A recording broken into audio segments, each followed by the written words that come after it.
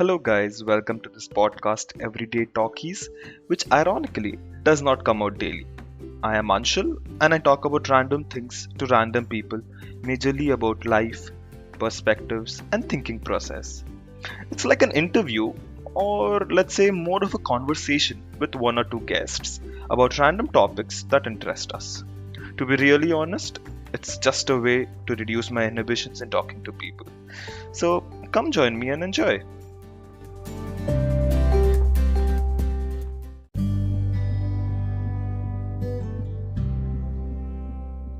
Hey guys, I'm back with my college friend from the last episode who had named himself Jay after the YouTuber he admires. So, last episode we talked about the whole shebang with laptops, laptop recommendations, things you should look out for, and all bells and whistles regarding to that. This episode, let's focus more on the desktop builds, the fun stuff, I would say. You really get your hands dirty in this one if you are into building your own PC. So it's always fun to select products, make sure they're compatible, make sure you're getting the best performance out of the best money, and build the system ultimately. So without wasting any time, because you already know us now, we'll directly jump into the PC building aspects of this one. There's this tool called PC Part Picker, which is a great platform for us. Basically, it has a whole catalog of all the products for each component that we need to fit. It also establishes some degree of compatibility between each product, so you don't have to stress too much on that one. But today, we won't focus on all the components. We'll focus on the main components because there are some components which are more subjective and may differ depending on the product that you're buying. And accordingly, we have kept our recommendations that format. So the conditions that we have put for today's PC building is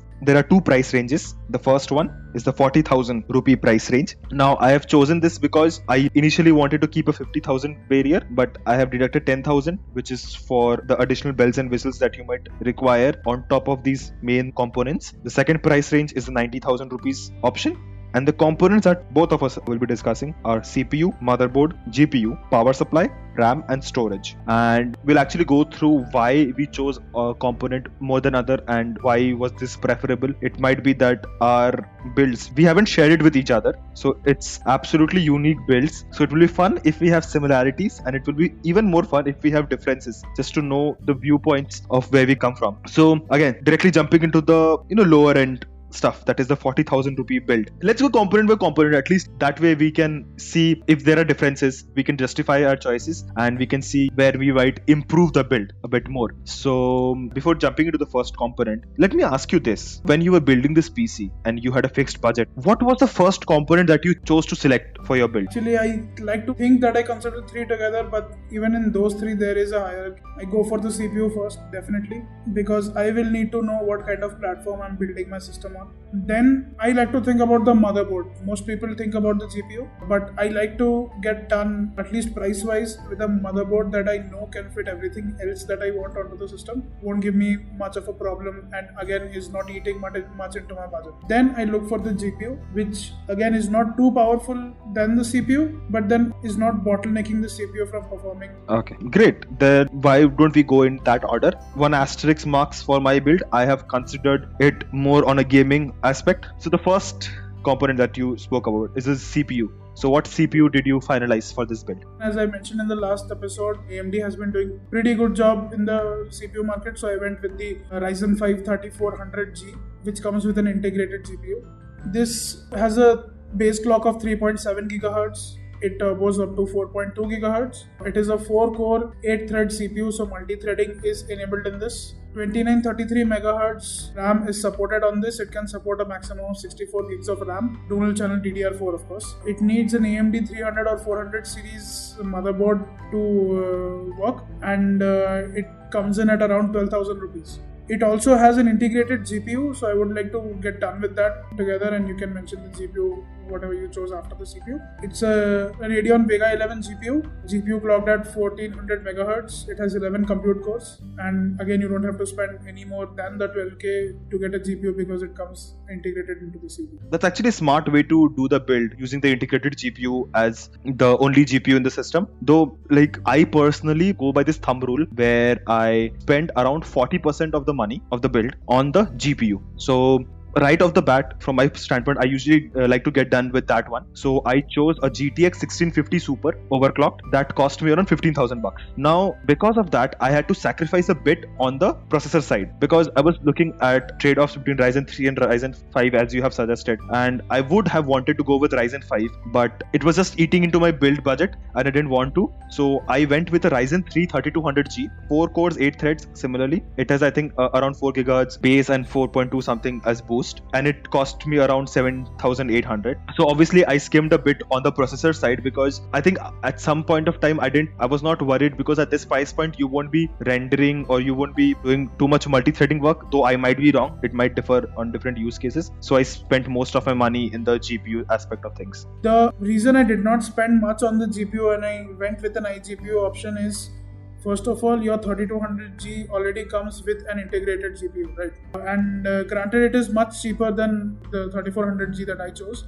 And it has, I think, a Vega 8 graphic card, if I'm not wrong. If you are playing single player games, I would recommend your build more than my build, just for the sheer fact that you're going to get very good performance graphically speaking. Yeah. Right. On the flip side of that, if you are more into streaming and you're into online competitive games like Counter-Strike, Fortnite, Apex Legends, PUBG. PUBG is a notoriously CPU intensive game. You're going to need a much more powerful CPU than a GPU, because online games have a lot more workload that is related to matching input between different users on a network and processing input streams over a network. So that is going to give you a handicap in multiplayer games. But if you predominantly play single player games, I would prefer that you go with Anshul's build, because it's going to be ultimately absolutely beautiful to look at those graphics at, even with a 1650 graphic card. Yeah. So let's jump into the motherboard. So I took the Gigabyte B450M DS3H, which is a mini ATX casing, but it doesn't skimp on much. It has 4 SATA 6 Gbps ports. It has one M.2 port, which is a SATA NVMe hybrid. It obviously has a AMD 400 series chipset. 4 RAM slots, which again give you a maximum of 64 gigs of RAM. It has 7.1 surround sound. Gaming with a gaming headset, if you buy one down the line or if you even buy it now, is going to be absolutely brilliant.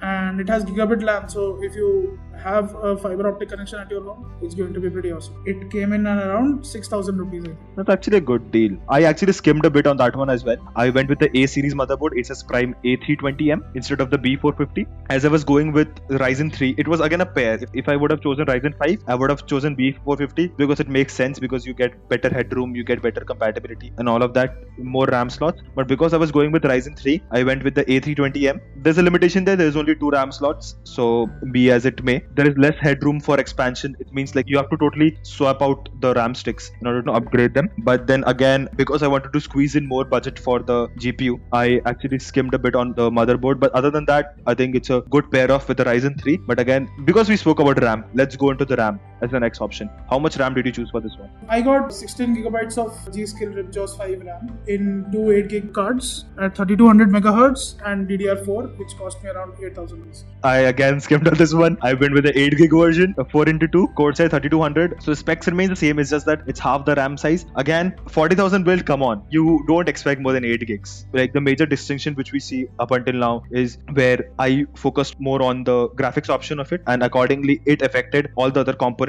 in some area or the other. So if you want to upgrade somewhere in the future, it might be a bit costly for you to do that. But again, with your option, that requirement is completely eliminated because you already have a Ryzen 5 CPU, which I think is more than enough to support you for a long time. With a 16 gigs RAM, you can't go wrong with that amount. And later down the line, if you have some money, you can just plug in a dedicated GPU, probably 2 or 3 years down the line. So that's actually a good option. So let's close this off with PSU recommendation. So which power supply did you choose? I went with the Corsair VS 450 watt, which costs around 2.5 thousand rupees. Oh great, something matches. It's the exact same thing that I went for. Yeah, so basically Corsair anyways, I used to own a Corsair power supply. It was a 500 watt. I think it was a VS 500 and it never gave me any problems. It's not modular though. At any price range below 1.5 lakhs, you're not going to find a modular power supply, but I don't really think you need it. It's not absolutely necessary to have modular power supplies. And at this price point, for supporting even upgrade upgradability, that power supply is absolutely brilliant. And though one thing with power supplies, please don't skim on power supplies. That's something which actually runs your computer. So if you get a crappy quality, everything blows up. The one, I'm pretty sure you must follow the same rule, is getting a 80 plus certification, at least a bronze. 80 plus bronze, yes, minimum. I think that's the minimum.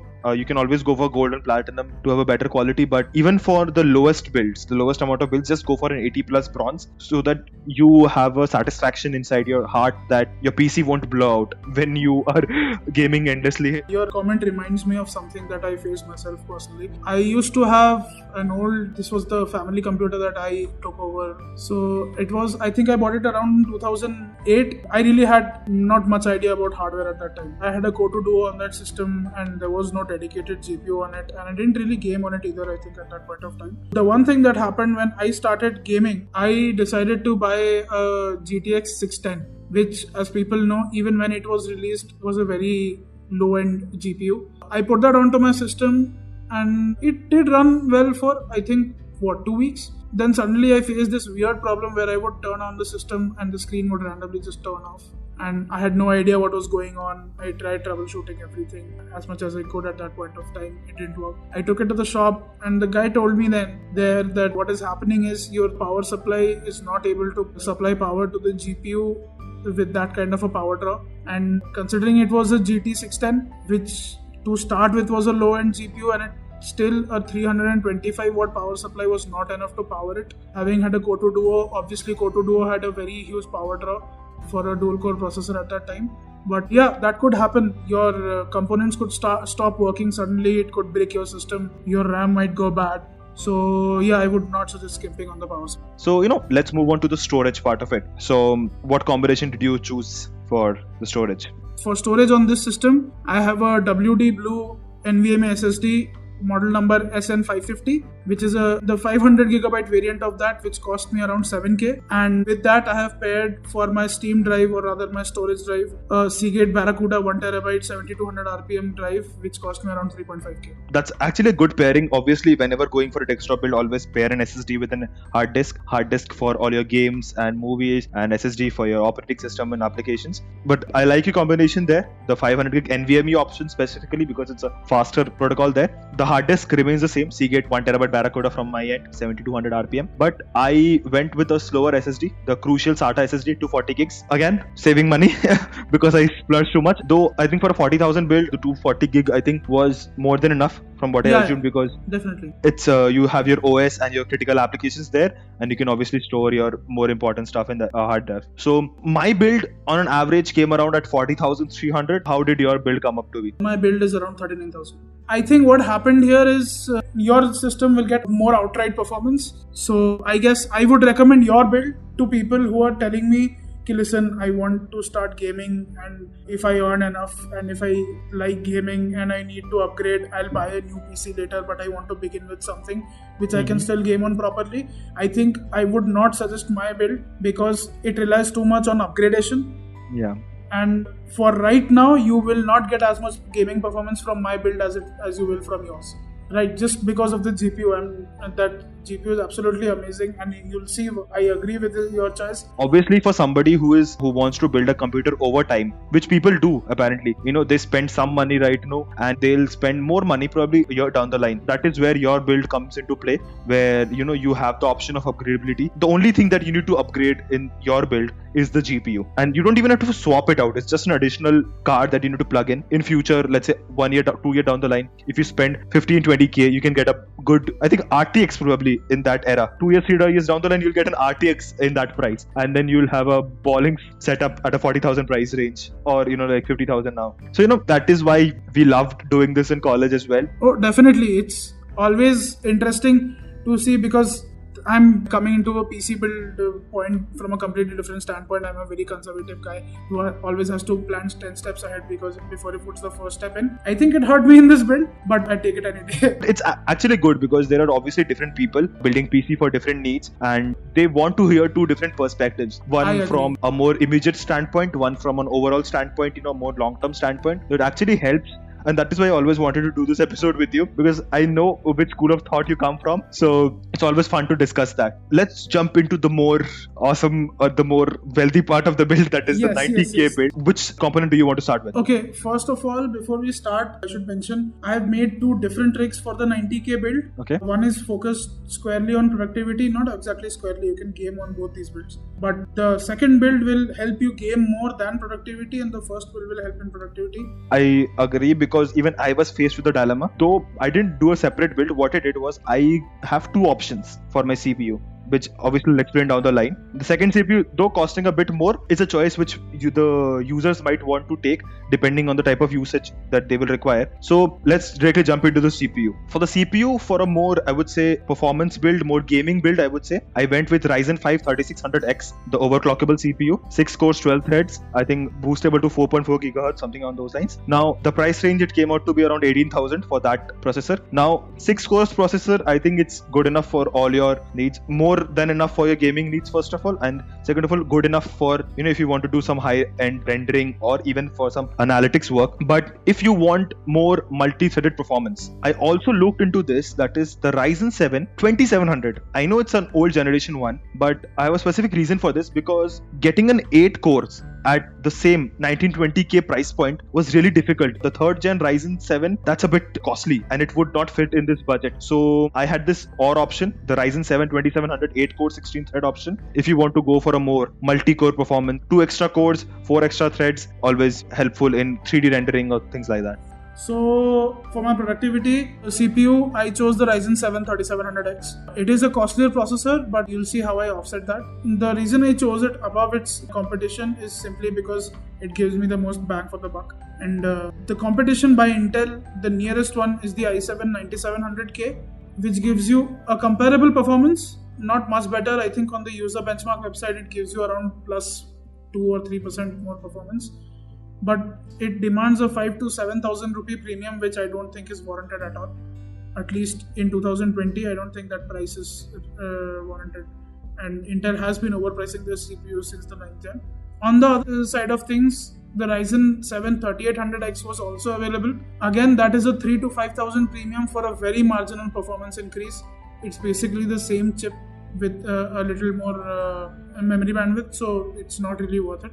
Having said that, the 3700X is a 3.6 GHz CPU which boosts to 4.4 GHz. It has, as you said, 8 cores and 16 threads. It supports 3200 MHz DDR4 dual channel memory. It can support up to 128 gigs. It costs around 27 to 30k. That's nice. So basically, you went 9,000 extra. I do understand why. It's always upgraded from Ryzen 5 to Ryzen 7, and 2 extra cores, always good for performance and gaming. For productivity reasons, the GPU is not very important, even though people think it might be important for 3D rendering and stuff, because it will do the work fast for you when you're previewing it, but when you actually want to finalize your work and render it, it's going to be an absolute nightmare sitting there and waiting for the CPU to render. So I would prefer, if you are building a productivity based desktop, spend more on the CPU and less on the GPU, and if you're building a gaming desktop, spend less on the CPU and more on the GPU. So should I go to the gaming CPU? Yeah, go ahead. So for gaming, I went to Intel. I chose the i5 9600K. Oh, Intel build. Wow. Yeah, I know this might be surprising, but the 9600K is overclockable. Again, you have the Ryzen 5 3600X, but it is in the same price range. This also costs about 19,000 to 21,000 rupees. If you look at the specs, the Core i5 on paper is more powerful than the Ryzen 7, but again it has lesser cores, so it ends up not mattering at all. So 3.7 GHz base clock with a boost of 4.6 GHz. 6 cores, no multi-threading on this though. It's 6 threads. You need an Intel Z series motherboard, and by Z series motherboard I mean a motherboard with the Z series chip to overclock this CPU, otherwise you will not be able to overclock it. So if that is your focus, be careful. So what motherboard did you pair your Ryzen CPU with? I used the ROG Strix B450F for my Ryzen motherboard. Okay, first of all, before I mention any of the stats for this motherboard, there have been known issues with the 400 series motherboards where they do not run with the Ryzen 5 and the Ryzen 7 Zen 2 based CPUs, and that might be a problem because you need a BIOS update to get those motherboards to work with the Zen 2 series. If you don't have that BIOS update applied to the motherboard, you will need a separate lower end CPU to actually update the BIOS, otherwise there is no way to do it. If you want to escape that, don't worry, there's a plan. Every Strix board which supports these CPUs out of the box, that is the Zen 2 3000 series CPUs by Ryzen, will have a sticker which says AMD 3000 ready. So if you do not see that and you've got the Ryzen CPU that I recommended and you've got this board, make sure you get the board with that sticker specifically. I found this motherboard better for performance than every other motherboard because this motherboard has its north-south bridges very close to each other, and it has something that might not be very important to people, but it has Aura RGB header. So if you have other ASUS peripherals that you're using ROG peripherals that are RGB enabled, you can set up RGB lights around your motherboard that are going to sync up with your peripherals. And it cost me around 14,000 rupees. So what did you pair up in your gaming build, the Intel CPU motherboard? For the Intel Core i5, I chose the MSI Z390A Pro motherboard. It has 4 DIMM slots with support dual channel memory up to 128GB, so no limitations here. And this ended up costing me around 12.5 thousand rupees.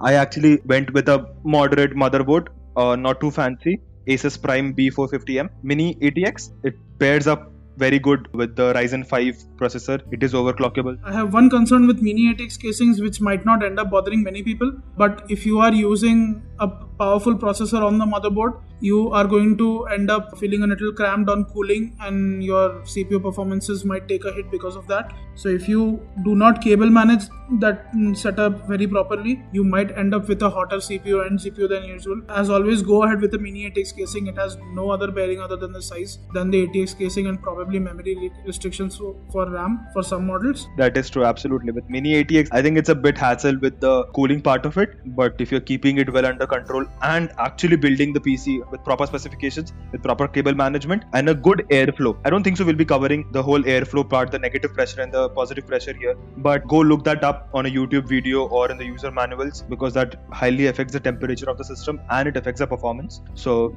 that's always something to look out for. Let's bring up my excitement back again to the GPU aspect. So I kept it simple. I went with pure gaming and overall performance. So I went with the RTX 2070 Super OC and that cost me around 42 to 45k. Again, the simple rule of thumb which I follow, 40 to 50% of my build going in the GPU aspect. Now, I understand why this might bother some people because it is a very high-end GPU and there might be some bottlenecking issues if not managed properly with the CPU. So first of all, on your GPU selection, I think it took me 30 minutes to talk myself out of not getting an RTX 2070 for this build because anyways the 70 series, as you know, is well balanced according to price and performance. I myself, at the time of buying my own laptop, there was no RTX, so I bought the GTX series of graphic cards laptops and I got the 1070 because it wasn't as costly as the 1080 and it wasn't as low performing as a 1060. With the 70 series GPUs, Nvidia has done well every time and I absolutely love your build with the 2070 Super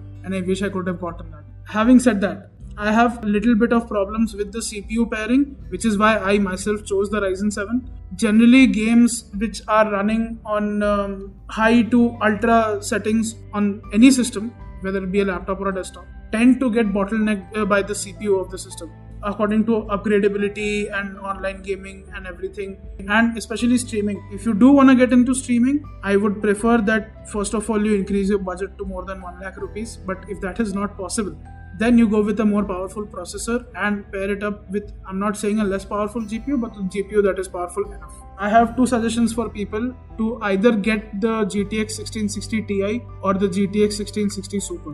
Whoa, you went with the GTX one. The only issue you will face over here is that you will not get ray tracing. But these cards are comparable to 1070 and just a little bit less dip in performance compared to the 2070 or even the 2070 Super if you consider their price range. These cards are half the price of the 2070. The 1660 Super and the 1660 Ti come in at 20,000 and 22,000 respectively. So why I chose this GPUs was only because they have a higher clock speed in fact than the cheapest ray tracing card that you can get, which is the 2060, and gaming performance will not drop. The gaming performance in terms of FPS doesn't really drop much as you go down the generations until unless you go back too much. But 1660 is built on a chip that is basically the 2060 without the RTX. To make up for that, they have increased clock speeds drastically, They have increased the memory bandwidth drastically, and considering that the 1660 Super comes with the newer GDDR6 RAM, it's absolute bang for the buck.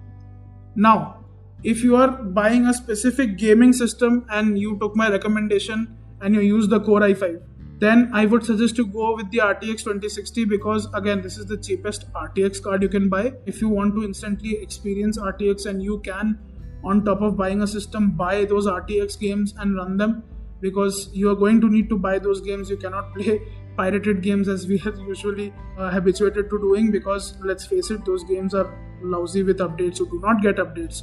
I personally do not prefer cheating the developers out of the money. I have started buying games myself because that experience is completely different, and people who do that will know what I'm talking about. Absolutely. Yeah. If you want to spend around about 15,000 rupees and still get absolute blazing fast gaming performance from your system, I would suggest you go with a used 1070. The 1070 is better than the 1600 series graphic cards, and the 2060 is only better than the 1070 in terms of it has ray tracing cores. Otherwise, 2060 sometimes actually does worse on games than the 1070. 1070 is faster than the 2060 on traditional gaming and productivity workloads. So your renders from either Blender or Premiere Pro or After Effects, the previews for those renders are going to render much faster on the 1070 than on the 2060. And the difference in performance is absolutely negligible between the two, is what I'm saying. And for that, if you can shave off 13,000 rupees from the price, which is almost half, I think if you are not uncomfortable with using used GPUs, you should definitely go and buy the 1070 used if you can get it from a good source, or if you can get a good condition card. Otherwise, go for the 2060 with the CPUs that I recommend. It's actually a good overall description, on why you need to make some GPU choices or trade-offs with some pairings and some use cases. Again, we see a similar pattern in our builds where you have clearly focused more on the long-term longevity and the current state of RTX right now. And that absolutely makes sense, because somebody who, wants to wait it out or wants to, build over time, that build actually makes a lot of sense, be it productivity or the gaming bit of it. And obviously GPU is something which you can obviously change down the line. If our second-hand culture in India was great enough, we could always swap in second-hand GPUs as and soon the upgrade comes out. But I'm not sure that culture is very much prevalent in India.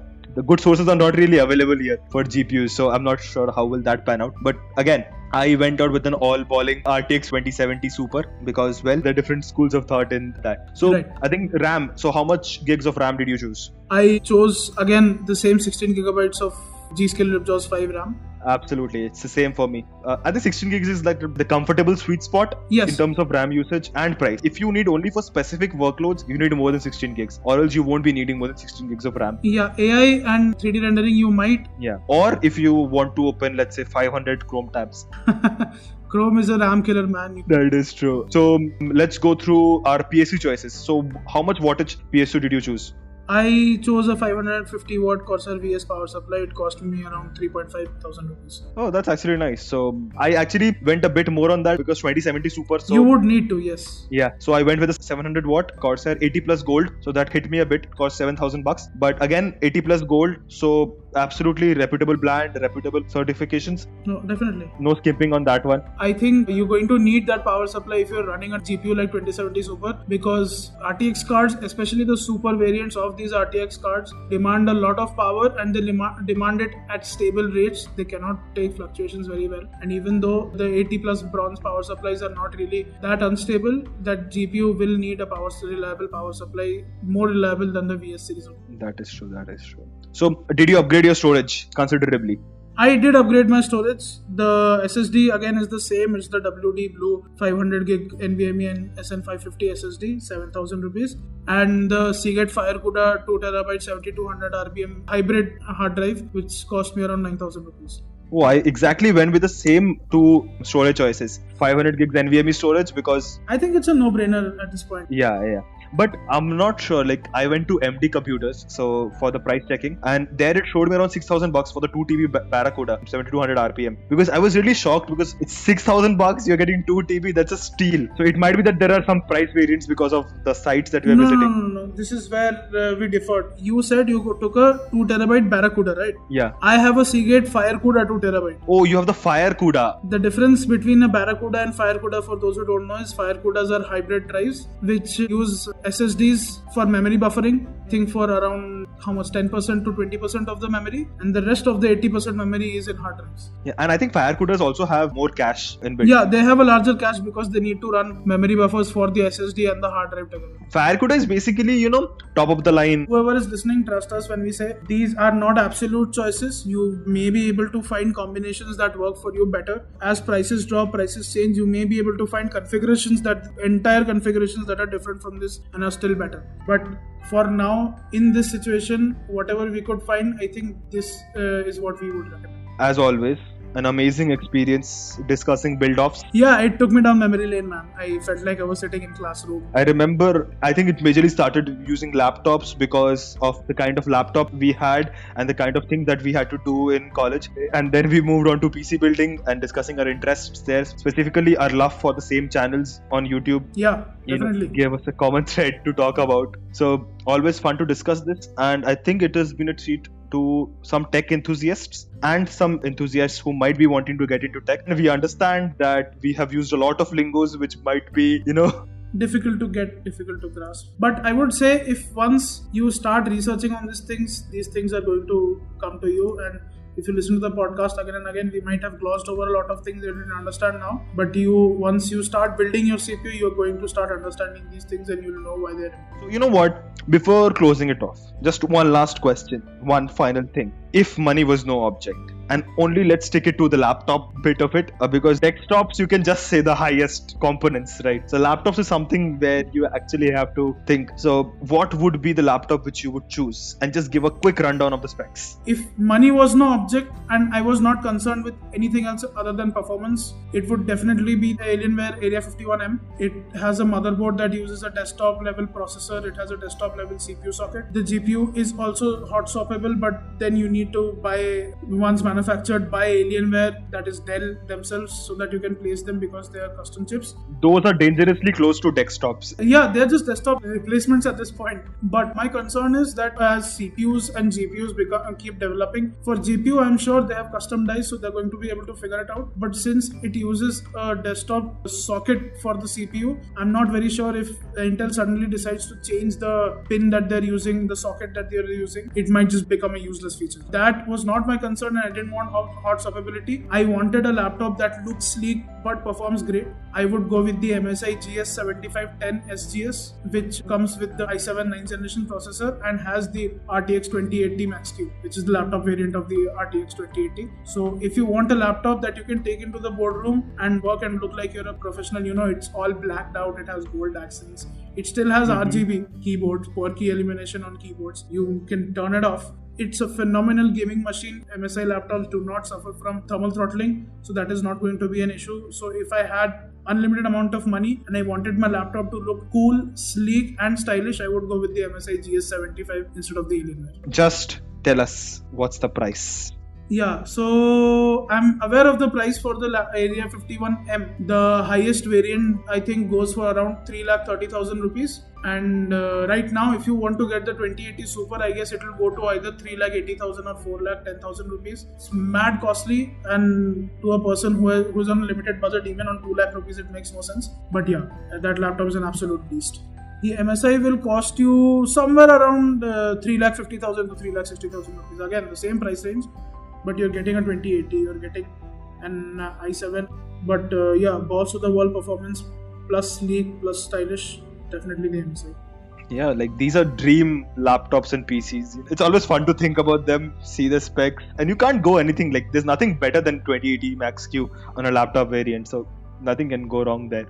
let's just have fun imagining that we have these laptops, and because getting them is, I don't think so even that they're readily available on a consumer standpoint with such ease. No, not with such ease. You'll need to custom order these systems. You'll need to go to local retailers who will then order one piece for you and you'll get it. And I would prefer you go that route instead of the online route, because it's going to help you, look at the laptop, get the feel of the laptop before you actually buy the laptop. Considering you are dropping so much money on a laptop, you want it to look like a laptop that you want to carry around. I really don't think images do justice to these things. And moreover, somebody who's spending 4-5 lakhs, I think a person of that kind is readily has all the means of going, visiting and checking out the laptop in its full glory. But that's it for dreams and that's it for recommendations for the last part of this episode. It's always fun. See, that's why discussing tech is something which we can do endlessly and we have no track of time. And if good number of people are interested and requested, then we might do variants of this one, discussing about numerous aspects of hardware that we haven't even scratched the surface about. We have not scratched the surface, definitely.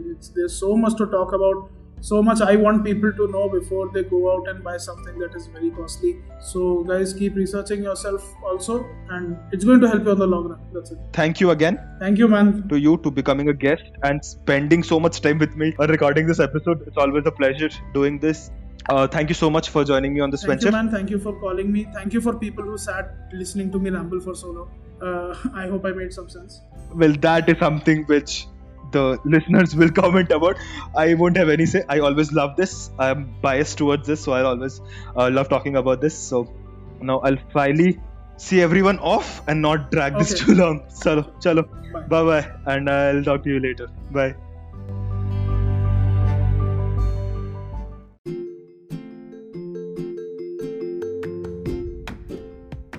Thank you to all the listeners. I'll catch up with you again soon with someone new and lots of interesting discussions.